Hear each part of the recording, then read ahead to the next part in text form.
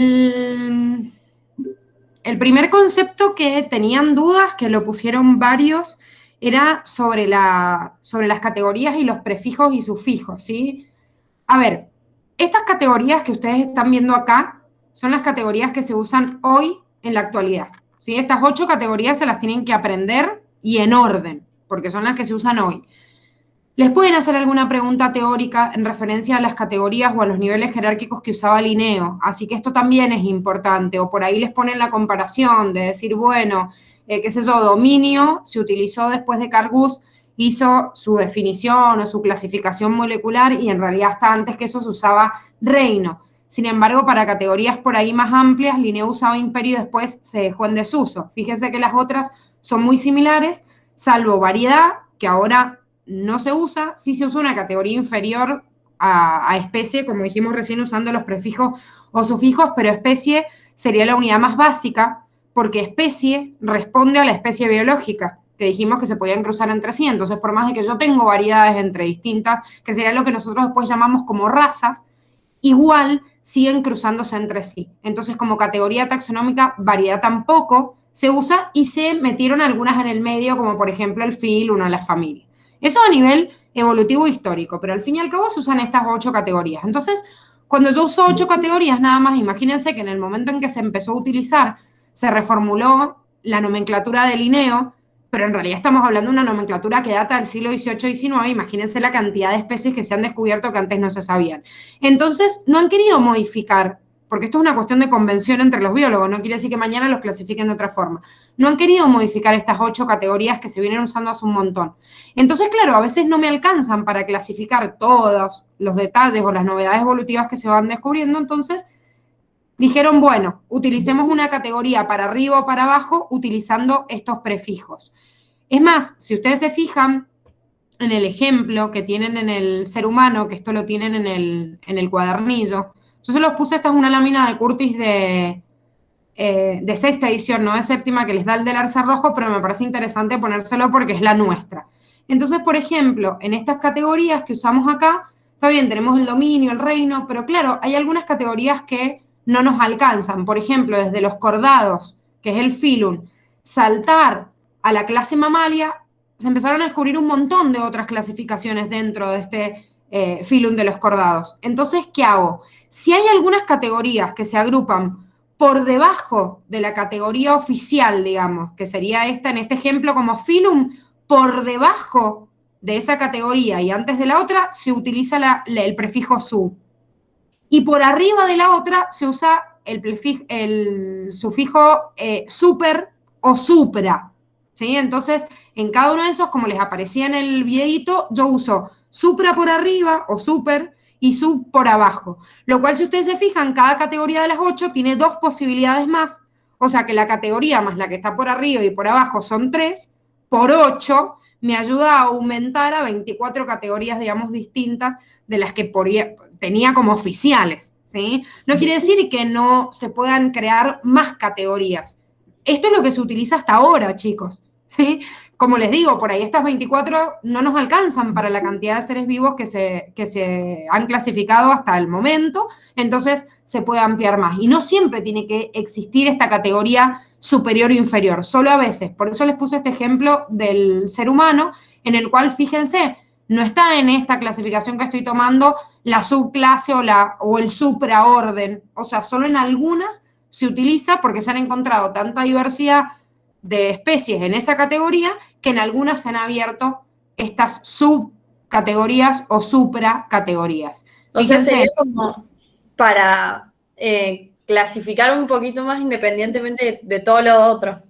Exactamente. Más. Por eso ahí tienen algún ejemplo en el cual, por ejemplo, estas 8 son la condición sine qua non para participar dentro de la clasificación biológica. Entonces, sí o sí, cualquier especie que hoy se describe, se le pone como un nombre y un apellido, que sería su género y especie, y tiene que estar incluido sí o sí en las 8 categorías. Este ejemplo que sale en Curtis de 7ª edición, que es del arce rojo, tiene nada más estas 8 categorías. No quiere decir que no existan más, de hecho existen más. No se las menciona acá porque les dice, miren, esto es lo básico. O sea, tengo que tener dominio, reino, división o filum, clase, orden, familia, género, especie de cada uno. Después, a veces, pueden encontrar algunas categorías entre medio, porque se descubrió mucha diversidad de algunos grupos que de otros no quiere decir que no existan, quizás no se han descubierto todavía, o no han tenido tanta evolución en el cual se partieron o se generaron eventos de cladogénesis en unas ramas como en otros. Que esto sucede, ustedes ya estudiaron en evolución que a veces la tasa de evolución de algunas especies es más rápida y de otras más lenta. Entonces quizás en algunas categorías que ya se han descubierto se crearon un montón de, digamos, de especies nuevas, de eventos de cladogénesis en un momento histórico, y en otras no, se quedaron como estancadas en el tiempo. Entonces, en algunos se utilizan más, otros menos, pero las 8 tienen que estar como base. ¿Se entiende? Sí, y tengo una pregunta. Si, por ejemplo, que se descubre, no sé, un entre dominio y reino, ¿ahí iría con supra o sub? Depende. Depende de qué categoría ya esté descripta o no. La verdad, chicos, es que los nombres que tienen estas categorías y los nombres del género de especie también siguen respondiendo al idioma latín, que fue el primero en realidad que se utilizó. Y también, estos son convenciones entre biólogos, pero los que se dedican a la biología evolutiva siguen utilizando este idioma ¿para qué? Para que si yo estoy en un laboratorio en China, en Estados Unidos, en Argentina, en África o en donde sea, el nombre que pongamos esté como unificado.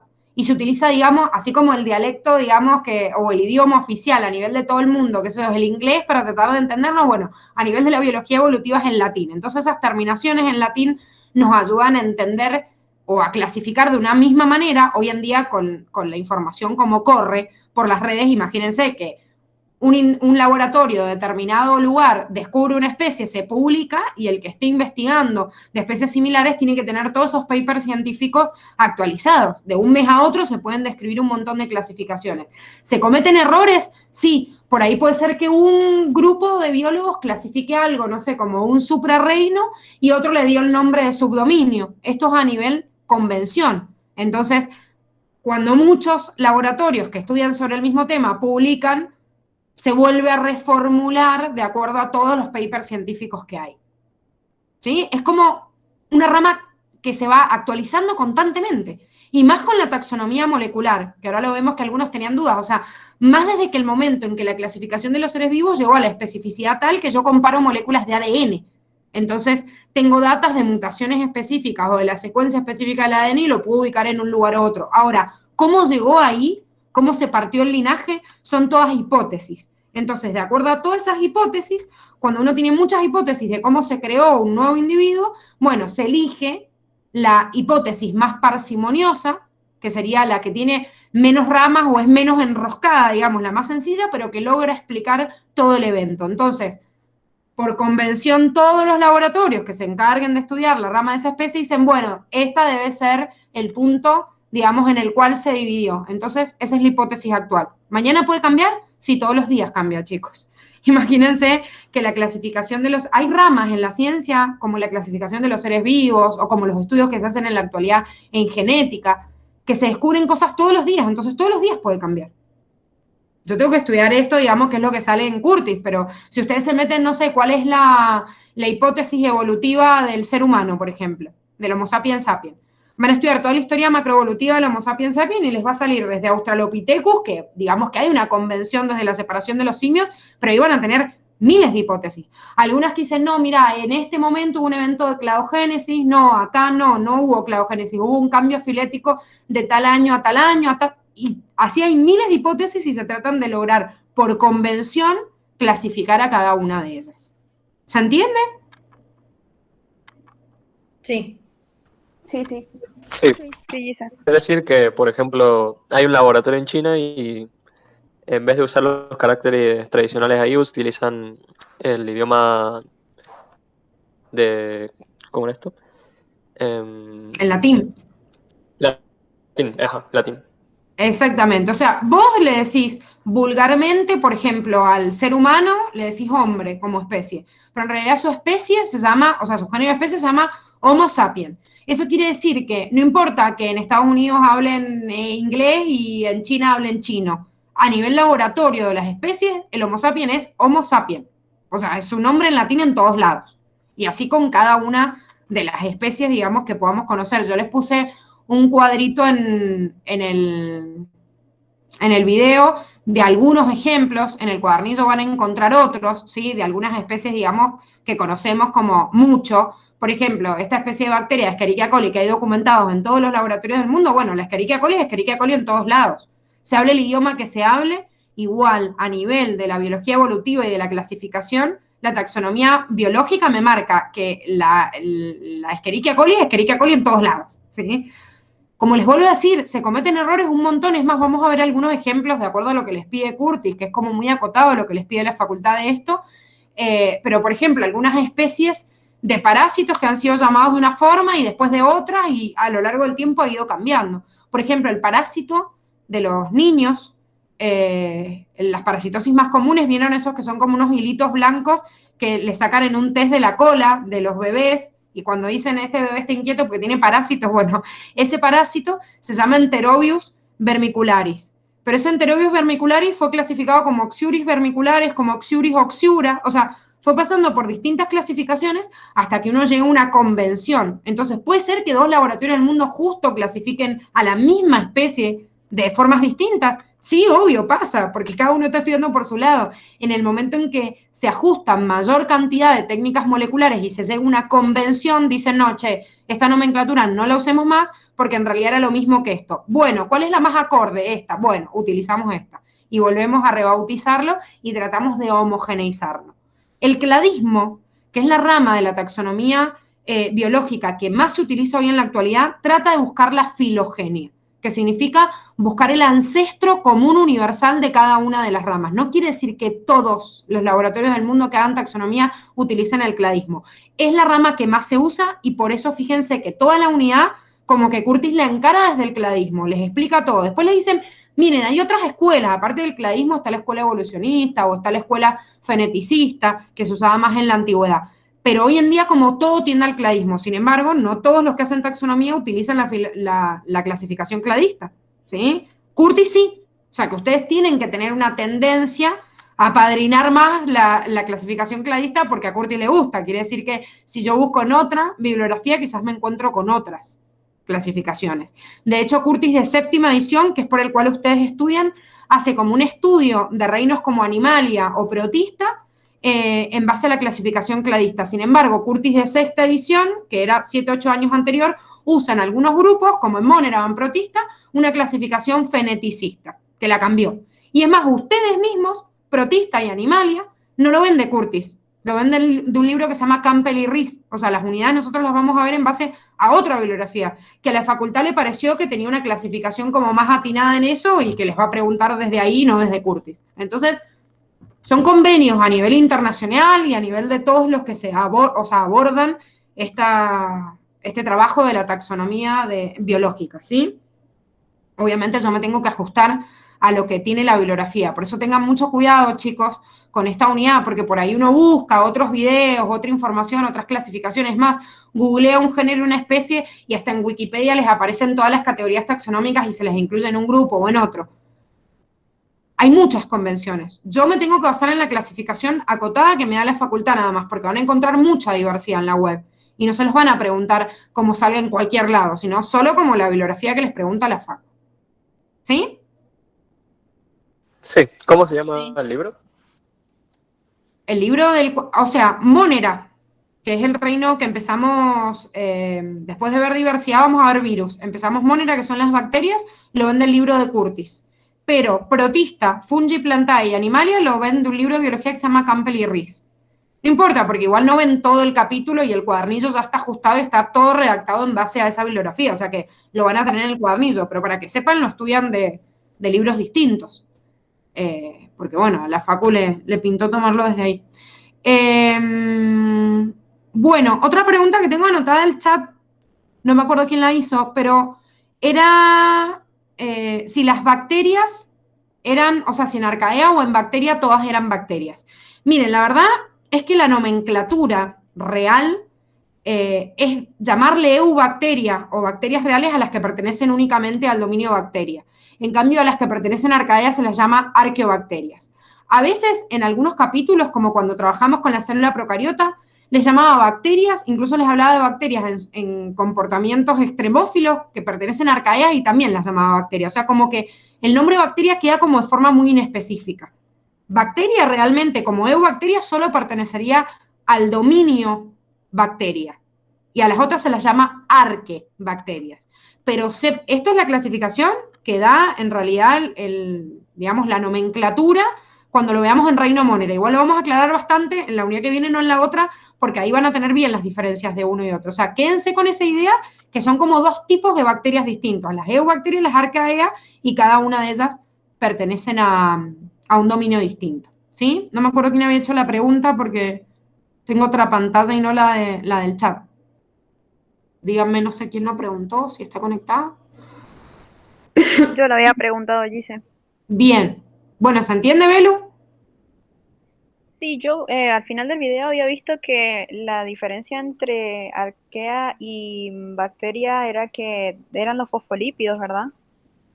Claro, por eso te digo, eso lo vamos a ver bien en Monera, es una de las diferencias, no es la única, pero existen distintos tipos de clasificación para dividirlos en los dominios. Lo que sale en el video tiene que ver con la clasificación en realidad que da Cargus, de los dominios. ¿Qué diferencias puntuales hay entre un tipo de bacteria y el otro? Lo vemos en Monera. Pero este tipo de diferenciación, que son las puntuales en las cuales se para Cargus para dividir en 3 dominios, tiene que ver con un punto de unión, o sea, esto que dice fosfolípidos es la forma en la cual se une la cabeza de fosfato con las colitas de ácidos grasos, ¿sí? Lo que pasa es que tenemos que ver bien la composición, pues nosotros tenemos una idea de una membrana plasmática en la cabeza y en realidad en arcaeas hay algunas excepciones, porque los ácidos grasos son de forma distinta. Entonces, este tipo de unión que les sale ahí es el tipo de unión del glicerol, que acuérdense que el glicerol era el que unía las 3 cabecitas, los 3 ácidos grasos, pero sin embargo en arcaea no existen siempre ácidos grasos, sino que pertenecen a otro grupo de moléculas orgánicas que son derivados de los isoprenoides. Pero este tipo de unión, que también es un enlace químico, cuando entremos en química orgánica y vean qué diferencia hay entre un este y un éter, hasta ahora es como que yo me aprendo de memoria, tienen una S o no, pero en realidad tiene una importancia obviamente química. Y en el caso de la diferencia del ARN ribosomal, que es lo más importante, recuerden que esto también lo habíamos visto en la clasificación, no sé si estaba en la unidad 1 o 2, cuando les habla de Carl Guth, que hace la división entre los 3 dominios, separan una diferencia molecular muy importante en la subunidad, o sea, en la parte de ARN ribosomal de la subunidad menor de los ribosomas. Si bien los ribosomas miden 70S en bacteria y en arcaea, ustedes recuerden que además estos 70S tenían una subunidad mayor que medía 50S y una menor 30. En eucaria, los ribosomas 80S tenían una subunidad mayor que era de 60 y una menor de 40. Esa subunidad menor, en estos dos de 30 y en este de 40, tiene a la vez ARN ribosomal y ribonucleoproteínas. Esto también lo vimos en la unidad 2. O sea, ¿cómo está formado un ribosoma? Por ARN ribosomal y por ribonucleoproteínas. El ARN ribosomal de esa subunidad menor de 30S en bacteria en arcaea tiene un tamaño de 16S. Y el ARN ribosomal dentro de eucaria en la subunidad menor de 40S tiene un tamaño de 18S.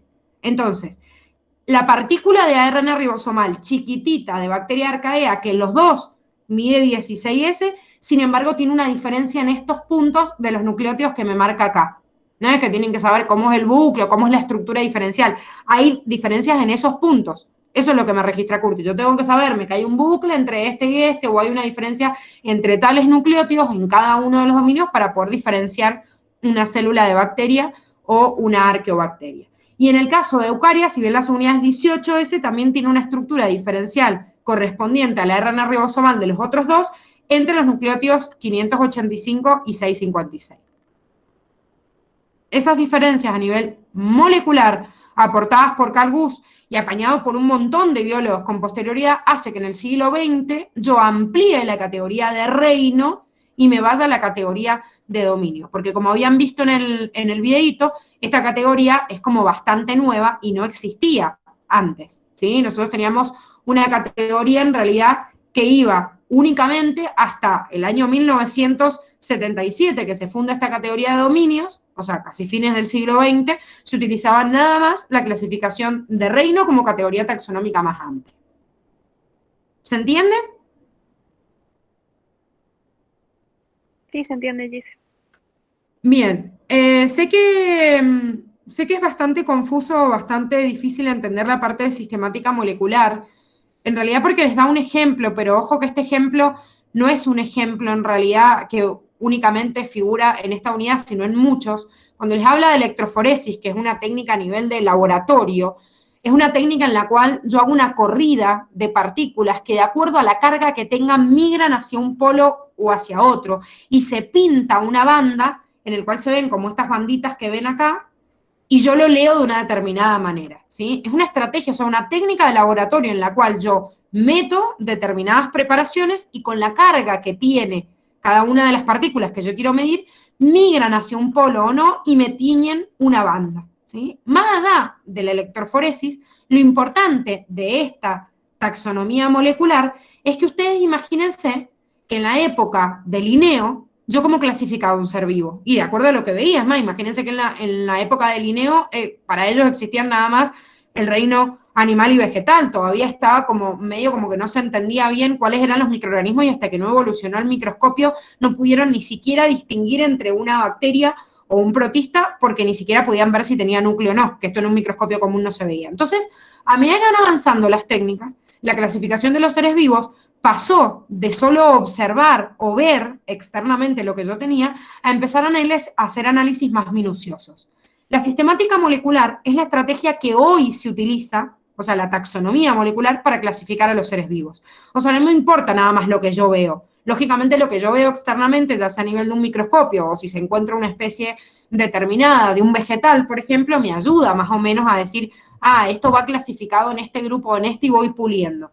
Pero ¿qué se hace hoy a nivel de los laboratorios del mundo? Se hace taxonomía comparando las moléculas. ¿Pero por qué pasa esto?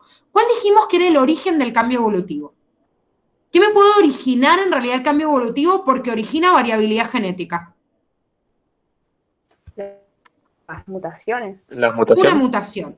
Y una mutación, como ustedes ya saben desde la unidad 7, es un cambio en la secuencia del ADN. Entonces, primero, cuando no se podía aislar la molécula de ADN y estudiarla, y bueno, la sistemática molecular se limitaba a comparar algunos productos que ya por algunos procesos como la electroforesis se podían comparar, que eran las proteínas. Las proteínas ya sabemos que obviamente son mucho más grandes que un ácido nucleico. Entonces, comparaban determinadas proteínas. Por ejemplo, digo, bueno, voy a comparar uno de los estudios más conocidos en sistemática molecular, es tratar de comparar una proteína que esté desde una bacteria hasta un organismo tan complejo como un animal pluricelular. Por ejemplo, algunas proteínas de la cadena respiratoria. Obviamente, me excluyen a las bacterias que son anaeróbicas, pero imagínense que la gran cantidad de seres vivos que existen en la naturaleza o formas aeróbicas comparten algunas proteínas de la cadena respiratoria. De esta cadena que vimos que estaba en una mitocondria, en una célula eucariota, pero la célula procariota, que también hace este proceso de respiración celular,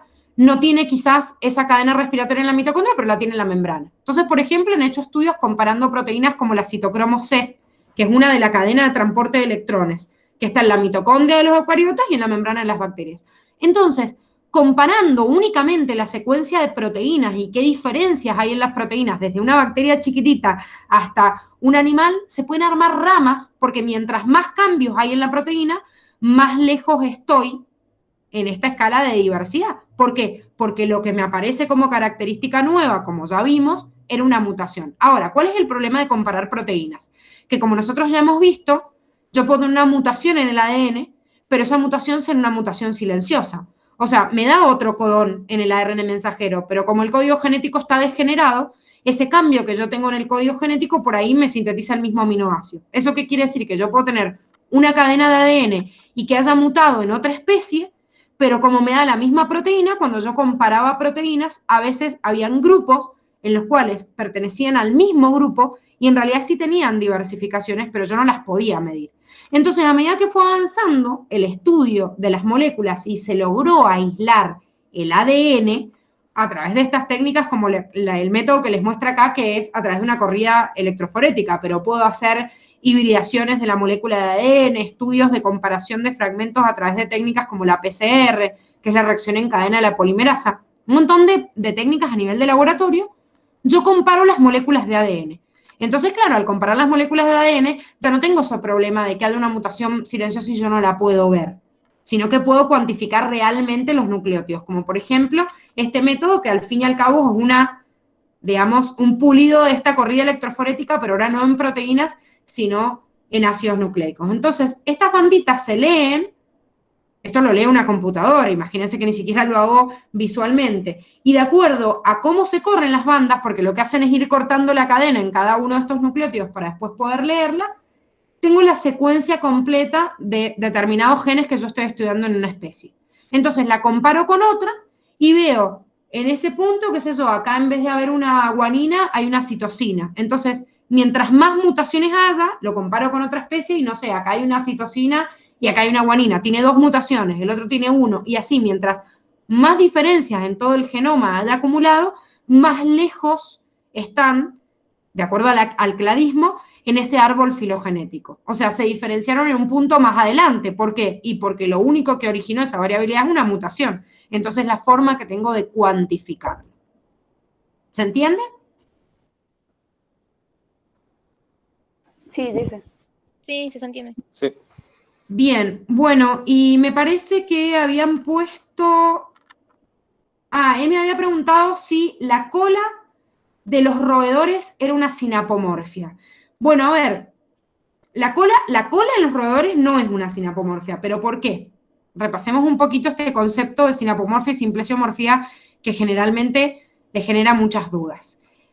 Yo le voy a llamar únicamente sinapomorfia a la característica que en este punto en el cual se esté ramificando una nueva rama en un árbol, por ejemplo en un cladograma, le haya dado la novedad evolutiva a este grupo.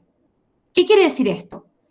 Si yo vengo en una rama, estoy graficando el origen de las especies y acá el linaje se parte en 2, esto nosotros habíamos visto que es un evento que se llama cladogénesis.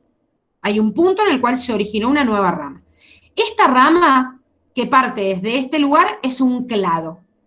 Este clado que acá está representado de esta manera y que serían los mamíferos, tienen como novedad evolutiva tener la presencia, por ejemplo, de pelos y de glándulas mamarias. ¿Qué quiere decir esto? Que los que estén en el clado mamalia, que como vimos en las categorías taxonómicas es una clase, la clase mamalia tiene como origen o novedad evolutiva las glándulas mamarias y los pelos. Quiere decir que todos los mamíferos tienen como sinapomorfia las mamas y los pelos. Ahora, todo lo que también tienen, pero comparten con ancestros anteriores, van a llamarse simplesiomorfías. Les da el ejemplo de la columna vertebral, que sería una novedad que aparece en los vertebrados. Pero, por ejemplo, si yo les digo, ¿todos los mamíferos tienen células eucariotas? Sí. ¿Todos los mamíferos son pluricelulares? Sí. ¿Todos los mamíferos son heterótrofos? Sí. Bueno, todas esas características que les estoy diciendo son simplesiomorfías. ¿Por qué? Porque son anteriores.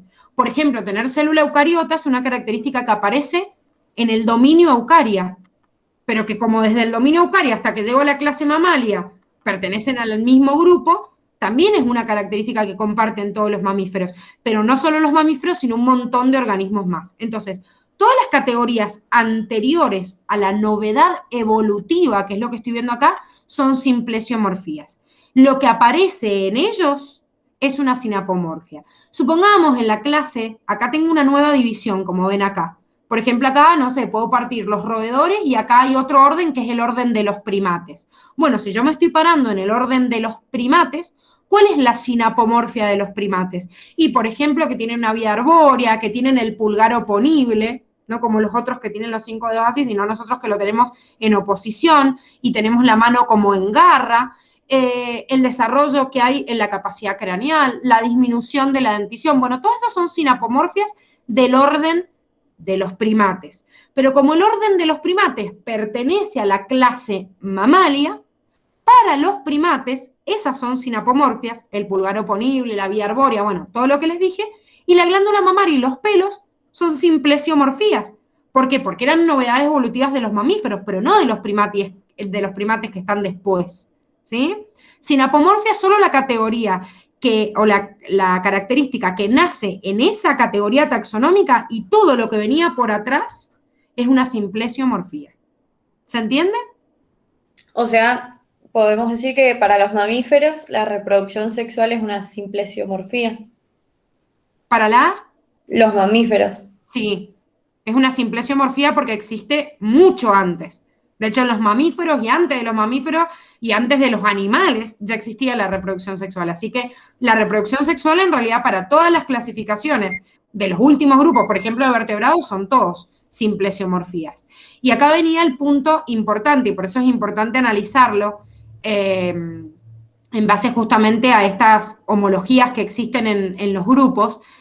Por eso les mandé la imagen de la ranita que tenía dientes. ¿Y por qué? Porque a veces hay algunos procesos análogos que me pierden en esta clasificación. Por ejemplo, esta ranita con dientes sería como, yo veo una rana con dientes y digo, ¡ay, es una novedad evolutiva! Podría ser una sinapomorfia de este grupo. Pero en realidad no, porque si yo empiezo a estudiar el grupo, por ejemplo, del origen de los anfibios, los dientes, o sea, la dentición, no existe en este grupo de los anfibios. Existe mucho antes, es más, hay anfibios que tienen dientes aunque las ranas no lo tengan. Entonces, hay algunos grupitos de ranas que sí tienen dientes, pero son procesos de reversión porque la novedad evolutiva estaba antes, en un estado ancestral. Entonces, era en realidad una simplesiomorfía que por reversión se recupera, pero no era una novedad evolutiva. Novedad evolutiva es lo que aparece en ese grupo y que en todo el grupo anterior no había existido.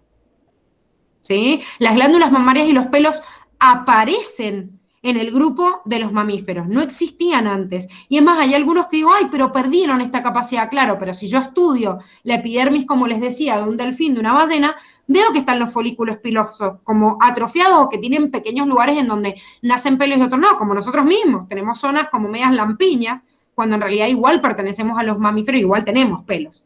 Claro, restringidos a determinados lugares, pero tenemos pelos al fin. En cambio, no hay otro grupo que tenga pelos. Entonces, es una novedad evolutiva que puede modificarse a veces por reversión, por paralelismo, por convergencia, por algunos procesos análogos, seguro. Pero el ancestro de esos mamíferos tiene glándulas mamarias y pelos y de ahí salen todos los demás. Seba dice si la cola que se intenta formar en el desarrollo embrionario, pero que después se descarta, sería un intento de reversión. En realidad, Seba, la cola que nosotros tenemos es como que se ha perdido y queda un resabio evolutivo, que esto lo vamos a ver igual como otra característica, como vos estás diciendo en el ser humano, por ejemplo en el Homo sapiens, queda como algún esbozo de esa característica como que se perdió en la evolución, pero en realidad nosotros originalmente, y el embrión tiene cola, ¿sí? O sea, si ustedes ven el embrión del ser humano y lo comparan con un embrión de un pollo o lo comparan con un embrión de otro mamífero, tenemos cola. Pero después queda como un resabio de esa cola y en el adulto no se desarrolla. Cuando comparamos a las especies, comparamos en realidad los embrioncitos. Nuestro embrión tiene cola. No siguió creciendo en el adulto. Entonces, claro, queda como un resabio de eso. Si aparece un individuo que en el adulto tiene cola, como dice ese, hay algunos que nacen con cola, claro, que nacen como esto, pero no es una característica que se impone en toda la especie, pero el que aparezca es justamente, le aparece la cola porque es una característica que en nuestros genes está y que por determinado momento se bloquea o se atrofia en el desarrollo, digamos, embriológico para después desarrollarlo en el adulto. Pero en nuestra genética está la formación de la cola, porque está en el ancestro anterior. ¿Se entiende?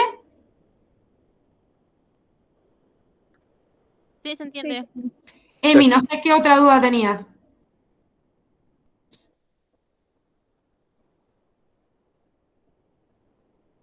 ¿Emi? La reproducción sexual, dice, sería una simplesiomorfía para los mamíferos y, por ejemplo, una sinapomorfia. No. La reproducción, pero ¿de qué decís una sinapomorfia? ¿La reproducción sexual? O Creo sea, que se refiere al periodo de tiempo que tarda la gestación del embrión. claro, pero no es una categoría taxonómica. En realidad, el periodo de gestación se adapta en determinadas especies y sí es verdad que nosotros tenemos un proceso de desarrollo dentro de una placenta y de membranas extraembrionarias que alimentan ese embrión. Esa es una novedad evolutiva de todos los mamíferos placentarios. O sea, el tener placenta con las características que tienen las membranas extraembrionarias, que son el corion, el amnios, el saco vitelino, bueno, lo vamos a ver en desarrollo embrionario, son novedades evolutivas de los mamíferos placentarios. Entonces, el mamífero placentario como nosotros tiene como novedad evolutiva la placenta y esas membranas extraembrionarias, que por ejemplo no lo tienen los marsupiales o los monotremas, en donde está el ornitorrinco y la equidna, que todavía ponen huevos. Entonces, la placenta es una novedad evolutiva entre todos nosotros. Pero a ver, nosotros tenemos un desarrollo embriológico de 9 meses y un elefante está 22 meses embarazado, ¿sí? Pero no hay una categoría, digamos, para clasificar el tiempo. O sea, en eso, como mamíferos placentarios, estaríamos en la misma categoría que un gato o que un perro, nada más que tiene un desarrollo de gestación de acuerdo a su especie, que quizás dura nada más una cierta cantidad de semanas y no se compara con 9 meses en nosotros o 22 meses en un elefante. Pero estamos clasificados dentro de una categoría que se llama mamíferos placentarios. Esa sería una sinapomorfia, tener placenta, ¿sí? Y para el mamífero placentario, tener, por ejemplo, fecundación interna es una simplesiomorfía, porque nació antes, ¿sí? En una categoría anterior, y la placenta en esa sería novedad evolutiva. La única novedad evolutiva que nosotros tenemos como Homo sapiens sapiens, para que lo sepan a nivel de categoría taxonómica, esto antes lo estudiaban en la unidad de diversidad, y en la unidad de evolución en realidad, hay un capítulo en Curtis que se llama Evolución de los homínidos, sumamente interesante para nosotros, pero la facultad lo sacó. Entonces le salen determinadas categorías que son, por ejemplo, una capacidad craneal de 1500 centímetros cúbicos, un desarrollo del pulgar oponible de tanta graduación, bueno, hay 3 o 4 características que clasifican al Homo sapiens sapiens de ahora. Esas serían novedades evolutivas de ellos. Después son variedades que han ocurrido en base al ambiente. Por ejemplo, digo, pero este tiene más inteligencia, este menos, este tiene... Bueno, son variedades, pero esas serían novedades evolutivas y serían las únicas categorías o, digamos, sinapomorfias de ese grupo. Todo lo demás, desde el Homo sapiens, digo, todo lo demás parte y se comparte en la familia o en la superfamilia o en la clase o en el reino, bueno, en la categoría taxonómica que sea. Chicos, no tienen que saber, obviamente, sinapomorfias y simplesiomorfías de cada una de las especies, porque para eso tendrían que ser taxónomos. Es más, ver en más profundidad las unidades de reinos, que ni siquiera las ven en profundidad. Entonces, este concepto general, la idea es que ustedes lo entiendan y van a poder tener ejemplos más concretos en cada uno de los reinos que vamos a ver ahora. O sea, cuando veamos reino Monera o reino Fungi, van a encontrar varias características y ejemplos concretos de esto que estamos viendo ahí. Lo que escapa desde ahí, la facultad nunca se los va a poder preguntar salvo que les dé un contexto. O sea, les diga, tal característica fue hallada como una característica nueva o ancestral para poder hablar de sinapomorfia o simplesiomorfía, pero si no, no se van a escapar de los ejemplos que tienen ustedes en las unidades, porque es imposible saberlo si no se dedican a la taxonomía molecular. ¿Se entiende? Sí, se entiende. Sí, ahora tiene sentido la imagen de la ranita con brackets. Exactamente, por eso les puse la imagen esa media fiera, pero que tenía sentido a lo que estábamos viendo. Y esto es importante, descubrir estas analogías o homoplasias, porque nos pierden mucho en la clasificación de los seres vivos y a veces veo similitudes, pero que en realidad son similitudes por presiones ambientales, que es lo que estudia la evolución, y no porque se originaron de un ancestro en común. Bueno, chicos, a ver, ustedes saben que ya la semana que viene rinden de acuerdo a como les puse en el horario. Si son del grupo 4, rinden martes, miércoles o jueves, dependiendo del día de su bruja, y si no, rinden el martes. La clase del lunes, que es el día anterior, obviamente, si tienen alguna duda de ecología y evolución también la pueden hacer, pero vamos a ver otra unidad que es más cortita que esta, que es la unidad de virus. Entonces, el lunes vamos a ver la unidad de virus y pueden hacer preguntas de esto, de diversidad y de virus, y guárdense si tienen preguntas también antes. Por eso les hemos dejado una clase, ya que el fin de semana seguro que se dedican a terminar de estudiar, les dejamos una clase antes de que empiecen a rendir el examen por las dudas que tengan cualquier pregunta atrasada. O sea que ecología y evolución, que es lo que rinden, de diversidad o de la misma unidad que virus, no se preocupen, no es que, bueno, listo, ya lo vimos, no puedo preguntar, sino que está abierto el lunes esa clase para que puedan hacer preguntas de cualquiera de estas unidades, ¿sí? Sabiendo que van a rendir el martes este bloque de ecología y evolución. Así que, porfa, a leer mucho el fin de semana, estudiense bien los ejemplos, anótense todas las dudas, y bueno, que tengan un hermoso fin de semana de estudio, como muchos otros, pero